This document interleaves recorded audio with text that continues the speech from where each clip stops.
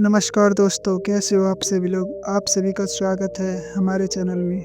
आज हम लेके आए हैं गौतम बुद्ध की प्रेरणादायक कहानी जो आपको अंदर से बदल देगी। इस कहानी को अंत तक ज़रूर सुनें, यकीन है कि आप बदल जाओगे। कहानी शब्दों की ताकत।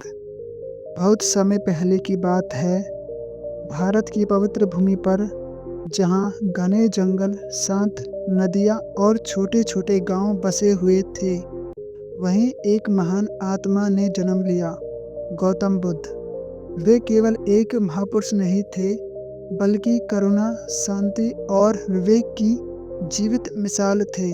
उनके शब्दों में ऐसी शक्ति थी कि क्रोध शांत हो जाता, दुख हल्का हो जाता और अज्ञान ज्ञान में बदल जाता। क्रोध से भरा हुआ व्यक्ति। एक बार की बात है, एक व्यक्ति था जिसका नाम अंगुल था। वह बहुत बुद्धिमान था, लेकिन बहुत ही क्रोधी भी। छोटी-छोटी बातों पर भड़क जाना, कठोर शब्द बोलना और दूसरों को नीचा दिखाना उसकी आदत बन चुकी थी। उसे लगता था कि तेज और कटु शब्द ही ताकत का प्रतीक हैं। गांव में लोग उससे डरते थे, उससे बातें करने से बचते थे, लेकिन अंगुल को इससे कोई फर्क नहीं पड़ता था। वह अक्सर कहता, जोर-जोर से बोलता, वही जीतता है। बुद्ध के बारे में सुनी अफवाहें। एक दिन अंगुल ने सुना कि उसके पास एक वन में गौतम बुद्ध अपने शिष्य के साथ ठहरे हुए हैं। लोग कह रहे थे, बुद्ध के शब्दों में जादू है।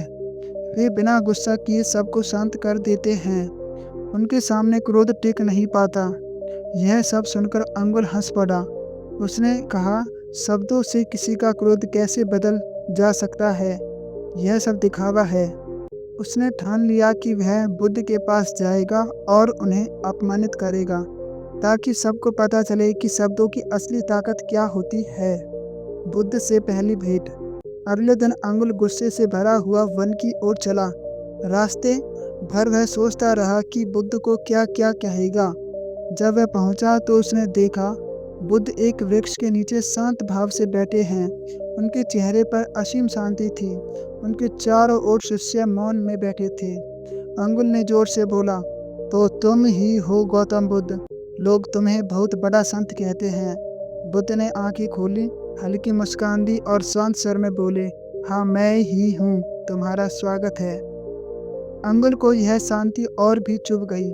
उसने तीखे शब्दों की बौछार शुरू कर दी। तुम ढोंगी हो, तुम लोगों को भ्रम में डालते हो, तुम्हारे शब्द खोखले हैं। वह बोलता गया, चिल्लाता गया, अपमान करता गया, लेकिन बुद्ध चुपचाप सुनते रहे। शिष्यों के चेहरे पर चिंता थी, पर बुद्ध शांत रहे। बुद्ध का पहला प्रश्न। काफी देर बाद जब अंगुल थक गया, तब बुद्ध ने बहुत सरल स्वर में पूछा, वत्स, क्या मैं तुमसे एक प्रश्न पूछ सकता हूँ? अंगुल बोला, पूछो, लेकिन मुझे उपदेश मत देना। बुद्ध बोले, अगर कोई व्यक्ति तुम्हारे लिए कोई उपहार लाए और तुम्हें उसे स्वीकार न करो, तो वह उपहार किसके पास रहेगा? अंगुल ने तुरंत जवाब दिया, जो लाया है उसी के पास रहेगा। बुद्ध मुस्कुराए और बोले, ठीक उसी प्रकार तुम जो कटु शब्द मेरे लिए लाए थे, मैंने उन्हें स्वीकार नहीं किया। अब वे शब्द तुम्हारे ही पास हैं। यह सुनकर अंगुल स्तब्ध रह गया। अब पहली बार उसे महसूस हुआ कि उसके शब्दों ने बुद्ध को छुआ तक नहीं, लेकिन उसके मन में अब भी आग जल रही थी। अंगुल के मन में हलचल मच गई। वह सोचने लगा, मैंने इतना अपमान किया, फिर भी इन्हें गुस्सा क्यों नहीं आया? मेरे शब्द बेअसर कैसे हो गए? उसने धीमे स्वर में पूछा, क्या मैं शब्दों से सच में कोई ताकत होती है? बुद्ध का उपदेश। बुद्ध बोले, हाँ, शब्दों में अपार शक्ति होती है, लेकिन वह शक्ति दो प्रकार की होती है। नंबर 1 विनाश करने वाली, नंबर 2 उपचार करने वाली। उन्होंने कहा, क्रोध से बोले गए शब्द आग की तरह होते हैं, वे पहले बोलने वाले को ही जलाते हैं।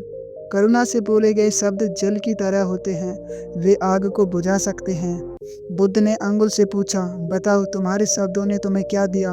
अंगुल चुप हो गया। उसने अपने जीवन की तस्वीर दिखने लगी। अकेलापन, डर से भरे हुए लोग, रिश्तों की कमी। उसकी आंखें भर आई।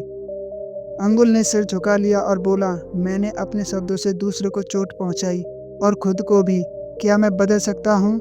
बुद्ध ने कहा, जिस दिन तुम अपने शब्दों के प्रति जागरूक हो जाओगे, उसी दिन से परिवर्तन शुरू हो जाएगा। बुद्ध ने उसे 3 बातें सिखाई। नंबर 1, बोलने से पहले सोचो। नंबर 2, क्या यह सत्य है?